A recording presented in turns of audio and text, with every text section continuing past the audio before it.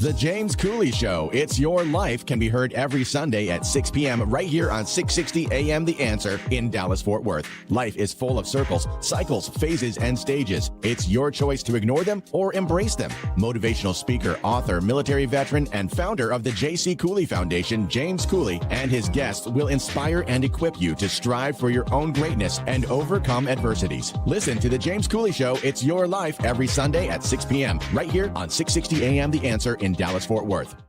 The James Cooley Show, It's Your Life, can be heard every Sunday at 9 p.m. right here on The Answer San Diego. Life is full of circles, cycles, phases, and stages. It's your choice to ignore or embrace them. Motivational speaker, author, military veteran, and founder of the J.C. Cooley Foundation, James Cooley, and his guest will inspire and equip you to strive for your own greatness and overcome adversities. Listen to The James Cooley Show, It's Your Life, every Sunday at 9 p.m. right here on The Answer San Diego. Yeah! Dr. James J.C. Cooley. The James Cooley Show. It's your life. Yeah!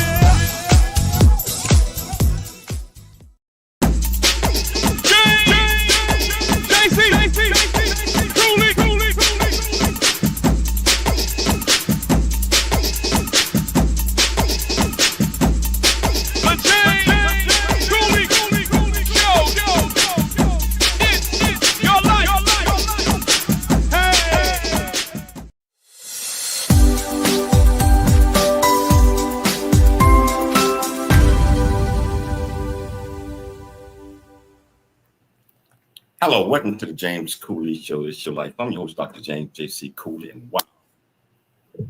That's all I'm going to say is wow.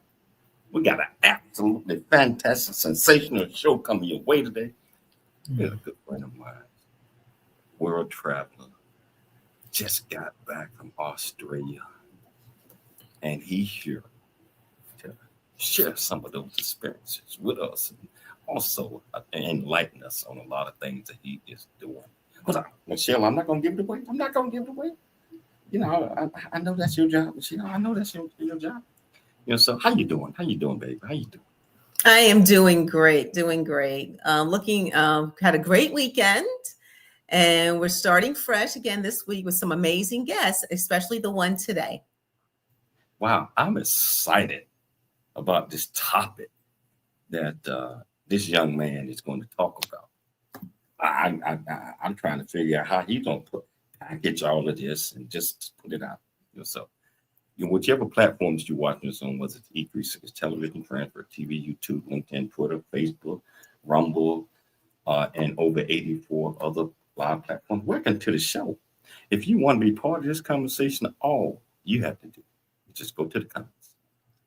Ask any question that you might have. I promise you we'll get you an answer. Michelle, can you do the honors by introducing the title of the show, the purpose of the show, and introduce this absolutely fantastic guest? Oh, most definitely. So, audience, the title of today's show is called Recreating the Locker Room. Why men need brotherhood, positivity, and purpose. So we're having a sit-down discussion with Mr. Mike Burke. He's a renowned entrepreneur, speaker, and coach.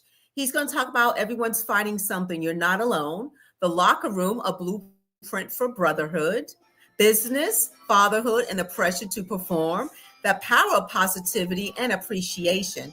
So again, Mike Burke, he's a renowned entrepreneur, speaker, and coach whose window film brand Sun Stoppers has over 70 locations nationwide. A Guinness World Record holder and multiple-time XPEL Dealer of the Year. He now mentors small business owners worldwide, energizing audiences with high-impact sites and proven growth strategies. So please welcome to the show, Mr. Mike Burke.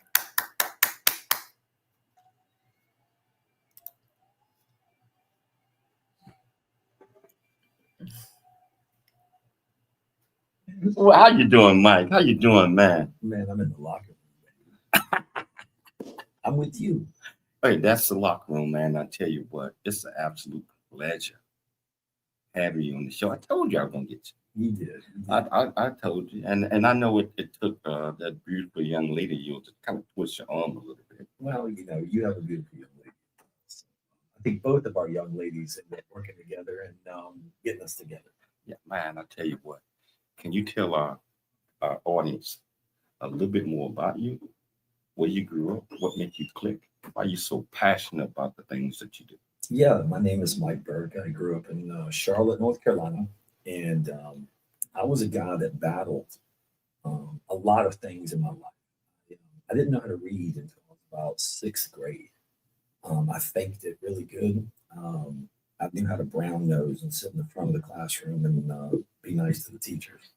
But no, on a serious note, school put a lot of pressure on me growing up, and I didn't have the same brain that most people have. I have a very unique designed brain that is ADD. It works very fast, and I have to be very busy to stay focused. Anybody that's ever battled ADD understands that. But growing up, I battled difficulties. I was a little chubby, got a little overweight, got picked on, bullied, and I had zero confidence. And I started watching some karate movies, and I went and started to do karate. And next thing you know, I got some confidence, grew up. And by middle school, I was a pretty bad dude. And but what happened is confidence and being secure in who I was allowed me to grow into the person I am today. And I'm very thankful now at 52 years old about my childhood and about how the difficulties in life when you're young become your biggest power. They're almost like a superpower in playing sports and being mentored by MMA coaches and karate coaches and becoming disciplined. Those little habits that I found in sports and I found in MMA and transpired into this big global brand that I have today. And I love to give back. I love to coach and mentor people because parents aren't really paying attention to their kids and what really is important. I think school's important. I do. But what I really think is important, teaching your kids self-esteem and teaching them confidence and teaching them how to think for themselves. And so my mission in life is to help the younger generation be valued for more than just passing a test. So you mentioned MMA, which the audience probably did not know that you're an MMA fighter, ultra UFC fighter as well. I'm sorry. So you told me this story one time, and you probably forgot that you remember being bullied, and you saw this one kid one day. I didn't forget, and there was a couple of guys bullying that kid, and you said you had to intervene. Can you talk about that a little bit? Yeah. So if you've ever watched a movie where you see like a little, kid getting picked on by like two guys, and my instincts were, I don't want anyone to go through the things that I went through. I don't want them to go through those things. So what I did is I intervened and I basically said, hey man, let's make this a fair fight. I got involved, took care of both of them. And from that day forward, um, everybody in the school um, pretty much came and got me if there was a problem. And not that I was looking for a fight, but I basically just said, I'm not going to allow it. And that's kind of what motivated me. Is I'm going to be there to protect the people that can't protect themselves. You know, so like you're very successful from a business perspective and from a life perspective. When did you realize, I mean, you mentioned self-confidence. When did you realize that, hey, I have self-confidence. I can do anything I set my mind, regardless of what the situation is. Can you talk about that? So, when you go to college, which I didn't want to go to college, when I graduated high school, I went to college. My dad told me, he said, go 1 year. And if you fail out, at least you went for the experience. And when I went to college, I didn't really think I was capable of going to college. I scored like an 880 on SAT. I'm horrible at testing. My ADD is incredible, which means I can't stay focused for a very long time. I can read books and I don't mind reading, but I can read a piece of paper. If you hand me a 300-page book, I'm gonna like look at it and get nervous and be like, hey man, I don't want to read that. But if you hand me a piece of paper, I'll read it. Hand me another piece of paper, I'll read it. Because I can see the beginning and I can see the end. And when I can see the beginning and I can see the end, I know how much long that's going to take me to do. So I do it. But if you hand me a whole book and I can't do it in the time frame that I want to do it in, I don't want to do it. So I'm a guy that needs to be focused on one thing, accomplish one thing, and then move on to the next thing. But in college, I got there and I didn't want to let anybody down because I knew we were paying for school. And when we started paying for school, we didn't have a lot of money. So I didn't want to let my parents down. I didn't want to let my friends down. I didn't want to let myself down. So I doubled down. And what happened is the University of Western Carolina allowed me to come to school in a summer early enrollment program for people who had pretty decent grades. But I was very involved in the community and had a good resume in high school. But they allowed me to come in. And if I did well during school, they were going to let me stay in school. So it was called a summer early enrollment program. And when I made it through the summer early enrollment program and did well, man, I'm going to tell you, I actually fell in love with college. And what I loved about college is I got to pick the classes I wanted. And I get to pick things I was interested in. And I get to meet cool teachers. And I actually fell in love with learning. Once I got to college, I realized I was independent and I could be myself and I could work out. I could go to the gym, I could eat, I could go to school. And it was this whole new life of me managing me. You know, you mentioned something about ADD and all that. Many people have challenges talking about whatever type of issue that they might have, which sets them back because they're not able to express themselves. Can you talk? We got about 2 minutes before the break. Can you talk about that?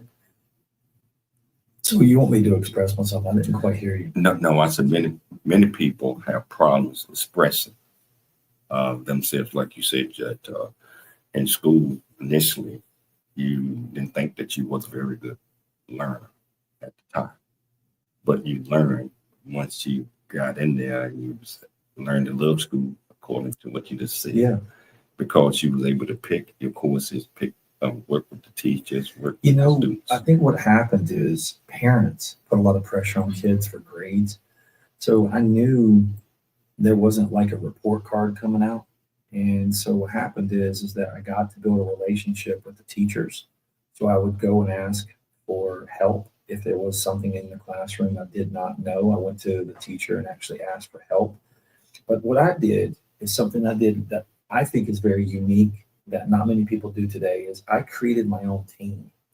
And I would be in class and I would see the people taking really good notes and I would see the people answering questions. And then I would become friends with those people and say, hey, would you mind helping create a study group or like an after group? So what happened is in college, what made college so enjoyable for me is I was able to create little teams of people that were study groups. And we worked together, exchanging notes, exchanging things, studying for tests together. And when you study together as a team, you build more confidence. And then when I went into a test, I didn't feel like I was going to fail the test because we had studied as a team. But studying alone put a lot of pressure on me to think I was going to fail. On it at the station break. Yeah. I tell you, as you see it, this discussion just so we're gonna take a station break. When we come back, and I see we got people watching from Kenya. I see we got people watching from Ghana, and we got people watching from all over the world. So remember, it's your life, and we'll see you shortly after the break.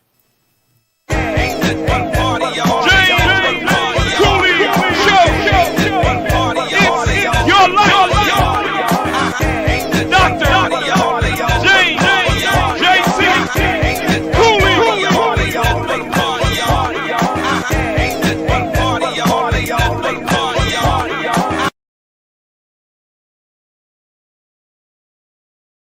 Really get a chance to know who you are.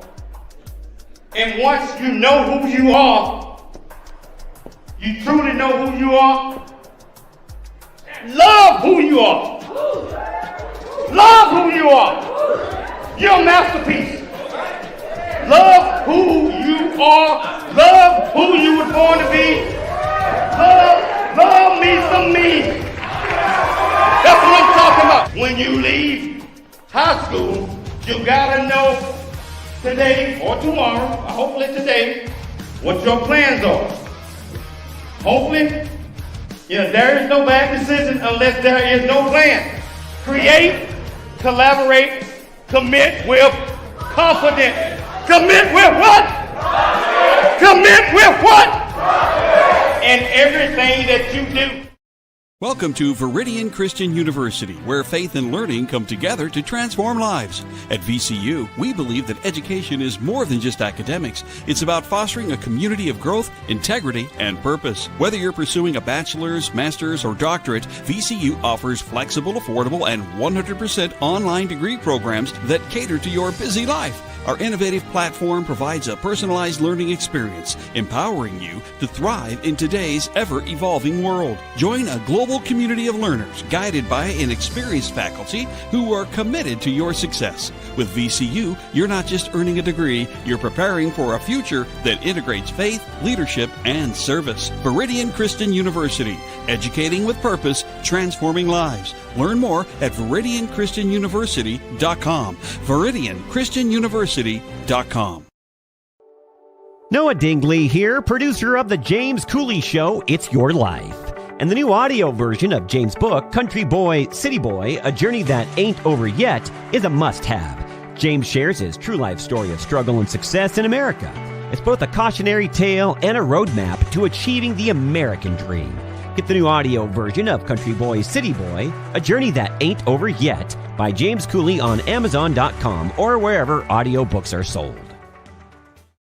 Hello, welcome back to the James Cooley Show. It's your life, and I'm sitting here having a great discussion with my buddy Mike Burke, and I tell you, he was going over a lot of things about education, just things in life. We're going to dive deep into in this segment, So, Mike, can you tell our viewers and our listeners, what prompt you to you got like 8, 9, 27 different businesses.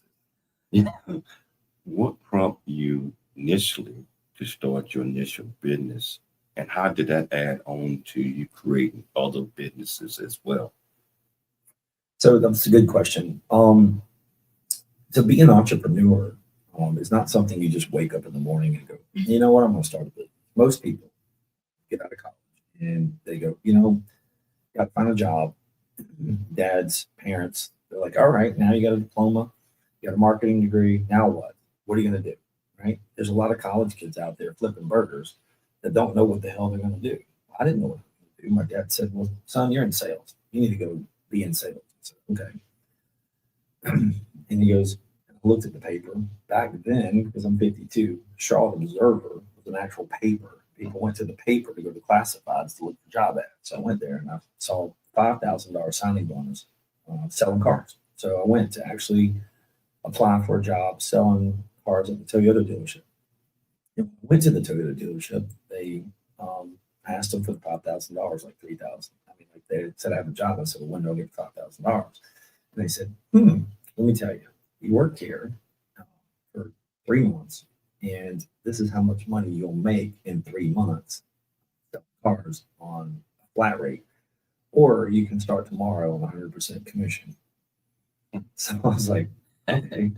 But earlier in that little interview, they brought other people that were selling cars and asked them how much money they made, and they pulled out their paycheck stubs. I don't know if they do this today, but in the car business 30 years ago, everybody walked around with their pay stub to prove who was the best salesman. So they literally walk around like, oh, man, I made more money today. You know, it was like old competition. So, you know, we were talking about the locker room, about creating a safe environment with men.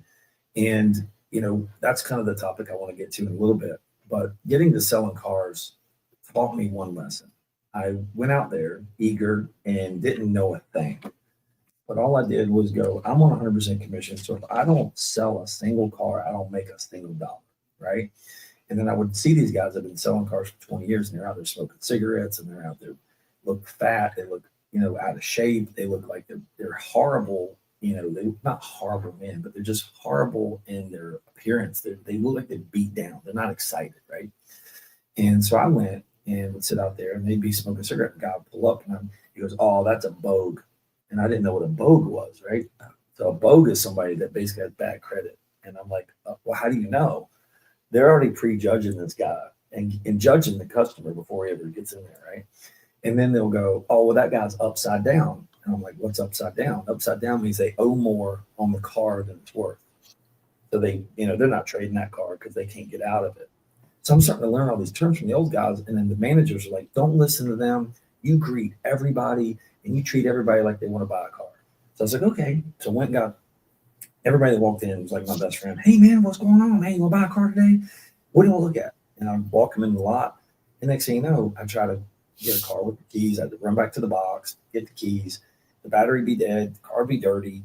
And next thing you know, I'd lose the sale. And I said, well, screw this. And I have a marketing background. I said, you know what? I'm going to watch the most popular cars. So I went to the deal book and I'll start seeing the cars that were most popular. Camry, this color, start seeing this. So I would go back to the detail department and I would detail. I'd go find one of the keys, find a car, detail it, gas it up, and have it parked in the used car lot. And I'd have the keys. So when everybody came on the lot, I'd be like, hey, I just got finished test driving this car with a customer. Might come back this afternoon and buy it. Let's just go get in and take it for a drive. So I bypassed all the other crap and didn't examine anything, go get keys. I said, no, I just got the keys to this one. You want to test that at Camry? Next thing you know, I'd come back and they go, well, I like this car. And I go, no, this one's not for sale. I've already got somebody on this one, but we can go get another one on the lot. You want to go pick out a different color? No, I like this one. So I would take it away from them. And then, so I learned the art of like negotiation, art of sales. And I became fascinated with people that wanted to buy something, solve the problem. And then I got them excited.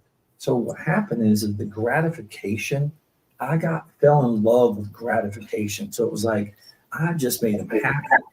And that's what really fueled me in starting a business later on, is I got this hunger. I was in business for myself. I was on 100% commission selling cars. If I didn't sell a car, I didn't eat. So I felt the hunger every single day. When I got up, I was there at 6:30, 7 in the morning. The business meetings didn't start till 7:30. I was there an hour early, and there wasn't a night that I did not leave. We closed at 9, and there wasn't a night I didn't leave till 10. So I was in the service lane every morning, up. So in the service lane, when you brought your car in for service, I'd go, hey, good morning. Would you like some coffee? We had a coffee bar. And I would tell the service managers, anybody had a ticket over $1,000 and had a 5-year-old car, come and get me. And I'd hand them $20. Because I'm making $300 to $500 selling a car. So I would go over there and this guy would be like, hey man, your car's in for service? Yeah. And I go, man, have you drove one of the new Camrys? I know you got one of the older ones. He goes, I can't afford a new Camry. I said, well, it looks like your bill might be a couple $1,000s, man. You might want to come drive one of these new Camrys. So, and I said, better yet, I said, the coffee here is not that great. You want to go down the street and go get a Dunkin' Donuts or something? And I just became friends with people. And then Years later, my buddies in the car business, not a years later, but like a year later, my buddy's like, hey man, you need to get out of the car business. And I said, why? And he goes, well, you don't get Saturdays, you don't get Sundays, you're working all the time, you don't get to see your kids grow up. And they saw that I was really good at it and was very passionate about it. And then I had some managers that were like, Mike, you need to get out of the car business and get something else. Wow. I think Michelle going to jump off into the next topic. Yeah, go ahead. You got it. Oh, okay. Well, the title of the show is called Recreating the Locker Room.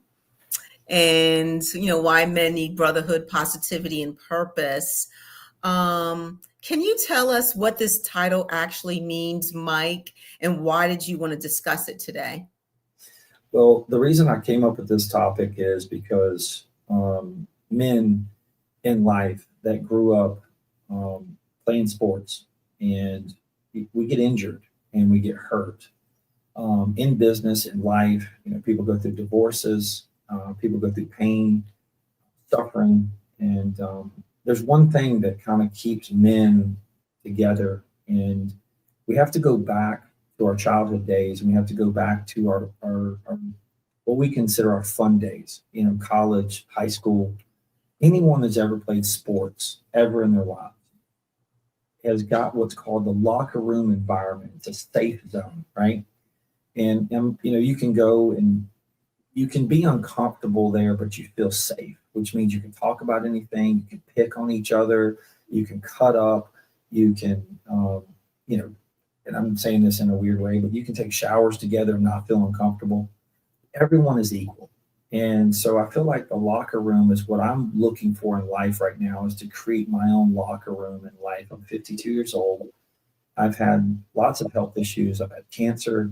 I've had both my hips replaced. I've had back surgery, and I broke my pelvis. And in that back surgery, the surgeon left me paralyzed in my left leg. So from my left knee down, I'm paralyzed. I had to relearn how to walk, and my calf looks about half the size of my other calf, and my left foot feels like tingling needles 24 hours a day, 7 days a week. And my girlfriend and I, a couple of years ago, we would travel, and she would say, hey, you want to go do this? And I'd say, how far is that? I couldn't walk. So I felt limited. And after I had surgery, I sat in bed for a couple of months, crawling on my hands and knees to the bathroom. Never thought I'd ever go walk or run or ride a bike ever again in my life. And I was depressed and battled, wanting to kill myself every day. All I wanted to do was die. And so in life now, after getting through some very difficult times in my life, I am wanting to help other people and inspire other people. And the locker room is where men feel comfortable letting go of their emotions because it's safe. Where did you get the courage to actually push back from those thoughts and start understanding that you have purpose? You have purpose that you need to live, because God is not done with you yet, and you need to inspire others to understand that we all go through challenges. But just like the locker room that we're talking about, that locker room is there to uplift everyone. Can you talk about that a little bit? Yeah, I've met a lot of professional athletes who, 5, 10, 15 years later become depressed. They become weak, they become out of shape, and they lose who they are because they don't feel important, because they can't be the hero. And what happened to me is I was jumping rope, doing MMA. I'm Superman and Batman. And one of my sayings now is I used to be Superman, now I'm Batman, which means I had the real power before, but now I'm kind of using all the tools and the gadgets and all the little, all the cool stuff that make me still be a superhero. And as a very successful man and someone who's tough, when you lose your power, you feel vulnerable and you feel uncomfortable. You feel like you can't be the man you once were. So when you play sports or you live at a high level and you can't do that anymore, you have to reinvent yourself, and you fight depression. But what happens is that you've got to get around other men who have battled the same things, similar ways, and you create this force of helping each other, and you get through it. But when you're everyone's hero, your kids look up to you, your family looks up to you, you're the breadwinner, you're the financial support, and you feel broken, and you feel like you can't do the things that you want to do, and you got to kind of come to terms that you're not that person anymore. That person died, and that you got to be a new person. You got to create a new you, and that's what's very difficult to do, because you want to go be back playing in the game. You want to go hit. You want to go fight. You want to go be tough. But I'm tough in a different way. I'm tough. I'm way tougher than I was in the past. And what that means is that I know my weaknesses and I know my strengths. And I know that I'm going to help more people by educating them on how they get through the pain, because it's pain that people fight. They fight that pain. And drugs aren't going to fix the pain. You've got to get up every single morning and be committed to consistency. It's commitment to consistency. You got to be 1% better. So if I walk 5 steps tomorrow, I'm walking 6. Wow. You just, the way that you put this is so important that our viewers and our listeners understand that. One of the things I talk about is what I call the 4 C's. And the four C's are create, collaborate, commit with confidence.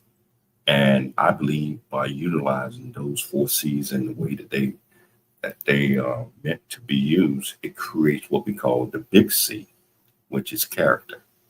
And everything is about character. And once a person realizes that, I might have not been able to do this like I did before, but I have found a renewing of myself. So we're going to take a station break, but when we get back, we're going to pick it up with that. And I'll tell you, whichever platform that you're watching us on, you want to be part of this great conversation, all you have to do is just go to the comments. Ask any question that you might have. I promise you, Mike will get you an answer. It's your life, and we'll see you shortly after the break. Dr. J.C. Cooley. It's the J. Cooley Show. It's your life.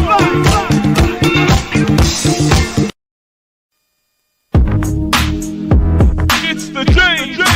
Cooley Show. It's your life. Dr. J.C. Cooley. Yeah. Come on.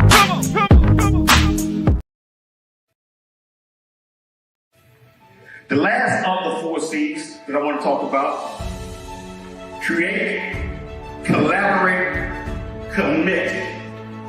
When you commit to something, if I say, Brad, are you going to do that? What you going to say? Yes. Or if I say, Brad, you going to do that? Yeah. That's not total commitment, because when you commit, you got to commit with confidence. Confidence that you can do it. Confidence that you can grow this program. Confidence that we can save lives. Confidence that we can create opportunities to make our communities, we make people's lives just coming back in the system, to make lives that are people that are in high school and in communities and juvenile and this. We got to educate them, because the main thing that we want to build out of all of this with opportunities, we utilize the 4 C's: create, collaborate, commit with what? Commit with what? Commit with what? And everything that you do, it's all about commitment with God. The future is here. Now is the time to pursue the greatness in you. Welcome to Viridian Christian University, where faith meets future.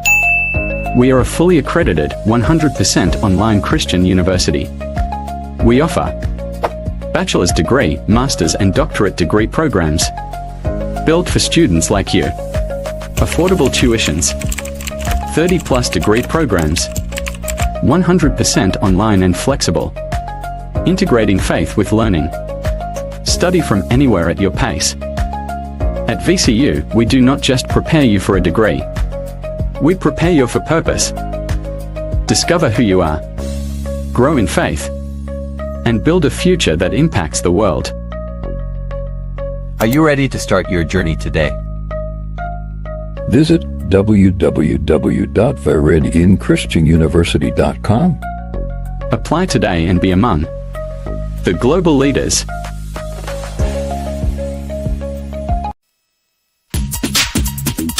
The James Cooley Show.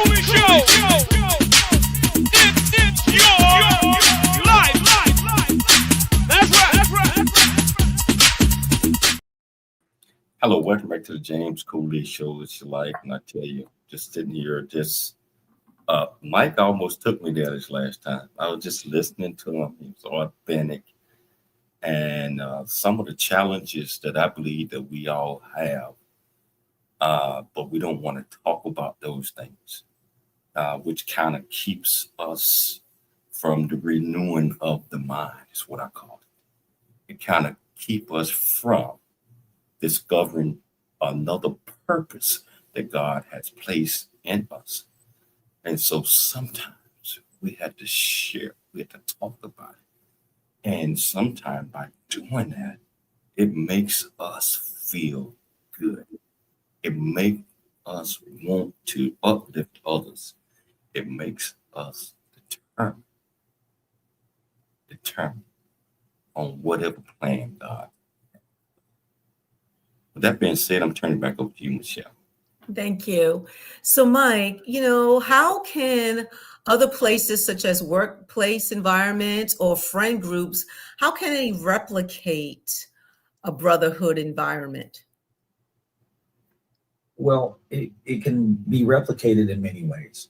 Number one, you got to have something in common, okay? Either you got to suffer the same pain, but how you find these groups of people is number one, you got to be yourself. And you've got to go out and say, okay, if you like bourbon, join a bourbon group, like a bourbon tasting group. If you like pickleball, go to pickleball. If you like bowling, go to bowling. If you like shooting pool, go shoot pool. If you like playing poker, go play poker. But you have to turn around and find people with some type of common ground. Like go to the gym, if you work out. Even if you just go to the gym and just go into the sauna, go take a steam bath, go get a shower and leave, you're going to be in an environment around people who want to improve themselves. And what I mean by that, and I'm going to go a little left field here. If you go into a place where, say, you're getting a manicure, women have a safe zone in many ways. They get mani-pedis, they go to the hair salons, they go to tanning beds, they go to the face cream place to get their facials. And they have all women's groups of activities. Like they go drink wine together, and then men go play golf, right? Mm-hmm. And you have an outlet there a little bit, but there's not a real safe environment when you're playing golf. You got to go to a place where you can almost go to the barber shop. But I just did a study the other day. It's 1 in 2 men are going bald. We're both bald. So ain't like we're going to the barber shop anymore. Just being funny. But you got to go where men are, where you can go have some common ground and create a group. It's like this world. You have to look at networking, like building a brand for yourself, building who you are. You meet someone. I don't care if you're checking out of the grocery store and this guy, has something in common with you. Maybe he's got a Dallas Cowboys jersey on and you like Dallas, he likes Dallas, and you find something in common. You exchange phone numbers, and next thing you know, you go have a drink together. The next thing you know, that dude's battling the same kind of problems. He went through a divorce. He had back surgery, or he battled cancer. He lost his mom. Next thing you know, he just wants somebody to talk to, right? Next thing you know, you got a friend. He's got a friend. Next thing you know, you got another buddy who joins you. And you just create this group of people who are there for each other. And, one thing I've done in life is when I get off the phone with someone that actually means something to me, and I started doing this years and years ago, man, it's like I got a lot of good guy friends now that I've built a very strong base. And I tell them every day I love them. It's okay for another man to go, man, I love you, bro, and give them some love. And one thing I'm going to touch on here that most men need to do more is hug each other. Men need hugs, and we need love, and we need affection from each other. We'll slap hands and be cool, but I'm telling you, there's nothing more valuable than another man coming up and giving you a real hug. And Walt Disney said, when the characters at Disney World or Disneyland, when a kid comes up and hugs you, you're not to let go until the kid lets go. So the kid has to let go first. Mm-hmm. Kid lets go, then you can let go. We've got to do that. When you go and be there for somebody and be there for your friends, and you go give them a hug and you haven't seen them in a while, you freaking hug them and you hug them. And I look at it myself when I hug another man that I love and I care about, that means something to me. I'm hugging them like I'm at a funeral. Like we're both at a funeral and we're hugging each other and we're bringing it in. And we're being men, but we're giving ourselves energy and strength to keep fighting. Wow, that is really amazing. One of the talking points you wanted to also kind of convey to the audience, Mike, was about business, fatherhood, and the pressure to perform. So, in what ways do you believe that people might wear masks in leadership or fatherhood roles? Well, what happens is you get the big house, you get the nice car, and then you got a successful career in business as an entrepreneur. And then you wake up and you realize that you work for your employees. You actually work for them. So I wake up every single day and I work for every employee in the company. I work for them because they have car payments, they have mortgages, they have children in school, and they have Christmas, and they have vacations, and that all comes to me. It's my company. I built it. They work for the company. I work for the company. We all work for the same company. But if I have a bad day and I do things that are considered bad, like I could not work for someone that I knew was an alcoholic. I could not work for someone that was an abusive husband. I could not work for someone that is not aligned with me ethically. So the pressure of me, I can't go get drunk in public. I cannot go get drunk around my kids. I cannot go do things that are irresponsible because I have too many lives that I'm now responsible for. And sometimes I have to be on 24/7 all the time. And that is a lot of pressure. So taking a day off and unwinding and letting go is very difficult for people who are in a position where any minute business could go down and marketing budgets need to be adjusted. The economy changes. Next thing you know, I've got a plan for next month's budget. You go, oh my Lord, we're off 20% than we were last year. Who do I let go? How do I pivot? How do I make decisions a month out, 3 months out? So there's a lot of pressure to make decisions that are good for your company, but also for your employees because they're counting on you. Your kids are counting on you, and everyone is looking to you. And that's a ton of pressure that you put on yourself. Wow. And you're right, dude. We got about 2 minutes before the break. Have you ever experienced where you felt that you had to be perfect and not an authentic way to encourage employees or kids or whatever to do certain things? What I did is I realized as soon as I make a mistake, I own it. And anytime one of my employees makes a mistake or they damage something, it's my fault. And the reason it's my fault is because I didn't educate them or put a process in place to eliminate that problem from happening. So one thing that I did is I started taking more ownership and responsibility for all the mistakes that I made. So I don't put those mistakes on my employees so they can go with a clear conscience back to work and stay confident that everything's okay. Even if everything's not okay, it's okay, because we're going to get through it, because I'm going to take the brunt of the problems. And it's my job to be the leader. Wow, we got to take a station break, Mike. But we're going to come back. We're going to pick it up because this is so important. What we're talking about. I tell you what, if you want to be part of this great conversation, all you do is just go to the platform that you're watching us on. I promise you we'll get you an answer. It's your life, and we'll see you shortly after the break. In this life you are gonna grow, but there's things in this world that you gotta know. To be the best that you can be, you wanna grow real big into a strong tree.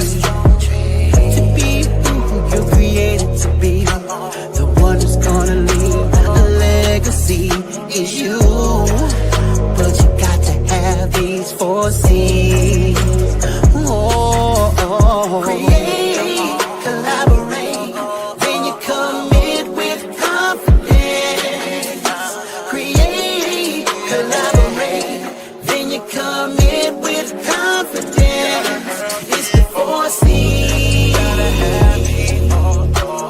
Oh yeah. It's the 4 C's.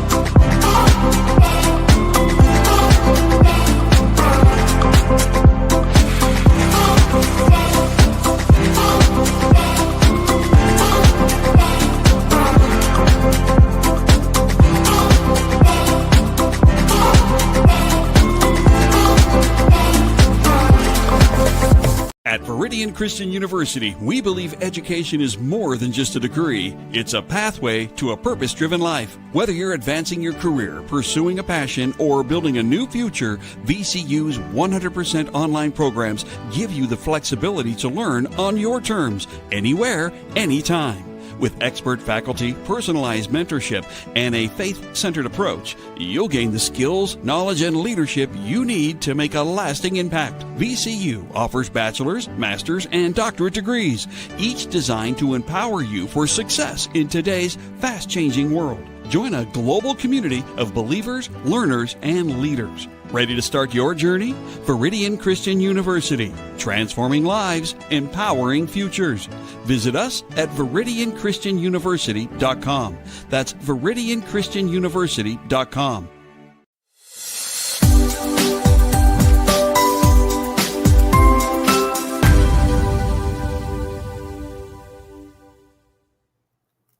Hello, welcome back to the James Cooley Show. It's your life, and I tell you what, just thoroughly enjoying this conversation. This young man had to come back on for part 2. He got to come back on for part 2. You know, so because it's so inspiring. But before we get off into the next segment, I got to tell everybody about this absolutely fantastic university called Viridian Christian University. Yeah, I am the chancellor, but that's not why I'm talking to you about it. I'm talking to you about this because our university offers over 36 different degree programs, from bachelor's, master's, doctorates, and if you're doing above and beyond, we offer honorary doctorate degrees as well. We are fully accredited, and we are probably 1/5 the cost of a regular university in order for you to get your whichever degree that you pursue. We're 100% online. So I'll tell you what, just look up ViridianChristianUniversity.com. Again, that's ViridianChristianUniversity.com. Mike, I want to get back to this discussion that we're having, man, because you were talking about fatherhood and leaders and certain things that I believe that we need to share with our kids, our employees, family, to let them know that it's okay to be vulnerable at times. And it's okay, just like you had mentioned, to say, I love you. And that's not a little sissy thing. I mean, because that's important. A lot of times, just by telling somebody that, you don't know what you have done. You might have changed their whole world. They might have been depressed, or they might have been thinking about crazy things. Can you talk about that a little bit? I can a little bit. You know, what happens is, you know, I look online a little bit. I'm not a big newscaster. I'm not a big political person. I just really have to go back into the common sense of the world. And I go, okay, what do we need in America or around the world to be happy? Like, my friends are always asking me, man, you happy? And I'm like, I guess so. I mean, what is happiness, right? We have to go, what's happiness? You know, for a woman and kids, I'm going to say it's probably safety. Do we have a house? Do we feel safe in it? Do we have food? Do we have transportation? Do we have a car? Do we have a phone? Do we have internet? What's happened, in my opinion, I could be totally off the mark here, but society with social media, Instagram, TikTok, Facebook. I grew up in a world where you walked outside and you grabbed your bike and you went to your friend's house and you played, and you came home, you went to bed, you ate dinner, and mom's cooked. And what's happened is the world has gotten a little different. That if you go back and look at the 50s, you go back and look at the 70s, 80s, 90s now, my mom was home, man. She got me off the bus. She cooked. You know, she was there for me. A lot of the parents today, you know, work 2 jobs. Wives are working, moms are working, dads are working. So the internet and the neighbor's kids or whoever is raising your kids. So the pressure now to have the right shoes, the right hair, the right clothes is all on social media. And now I feel like kids early on are under a lot more pressure to be cool or to fit in, or to have more views or more likes. And I feel like there's just a lot more pressure on kids today that parents are unaware of. And I think we have to be more relevant of the problems that are going on in the world are self-created. And this is where I'm going into, we have a house, we have a car, and we have safety, we have loving parents. We need to get smaller houses. We need to get more affordable houses. We need more affordable cars. We need more affordable everything. Everything has gotten out of control. We've got bigger houses, bigger cars. You know, everybody's keeping up with the guy down the street, and we've become competitive. And, you know, oh, you got a Louis Vuitton purse. I've got to have a Louis Vuitton purse, the newest one. I've got to have the new Nikes. The parents are working their butts off to try to give the kids the material things they want to be popular. And that's putting a lot of pressure on parents to make sure they're giving the kids what they think that they are giving them to be happy. Unfortunately, it's not creating happiness. You know what makes kids happy is when dad comes home and he says, grab the mitt, grab the ball, let's go throw the ball, let's go out and get a basketball and go in the backyard and start shooting some hoops. And just doing things with your kids are what make them happy. Wow. Mike, we've got about 3 minutes before the show ends. And you give our viewers and our listeners some, at least 4 takeaways from this great discussion that we're having. 4 takeaways. Number 1, put your phone down. Number 2, listen to your kids, pay attention to them, hug them, love them, and tell them you made them because you wanted them. They need confidence. And you are a big man about confidence. And that's one of your C's. And, the other takeaway is downsizing is okay. You don't need to be popular to be happy. Be happy with yourself, that you have friends around you. We all suffer. We all need to talk about it. And we all need to realize that what's important in life is telling the people that mean something to you every single day that you love them, because you don't know if they're going to be here tomorrow. One of the things I take away that I want to give is always talk about, acceptance of who you are, meaning that you have to know yourself. Everything about you, your good, the bad, things that keep you up late at night. So you have to identify all of those things and partition. So know yourself. And once you identify those things, this is who you are. You have to accept who you are. I'm not going to just go into accept. Don't apologize. Be you and own it, man. Like when you walk in the room, just own it. And that leads into the next one, which is know yourself, accept yourself, love yourself, own it, love who you are. You gotta love it, man. And the final thing about that, know yourself, accept yourself, love yourself before you share yourself. Well, I can tell you, I'm gonna end it right here. You know what I love? I love you. I love you too, Brian. You're my dog. Hey. You know what he said? Mhm. It's my DAWG. I want to thank you, and I'm serious about it. If you have time to come back home, I would love to do a part 2. Yeah. This is fantastic, right? You don't get me in person very often. Next one's gonna be remote. Okay. I don't come here. So, I travel all over the world, baby.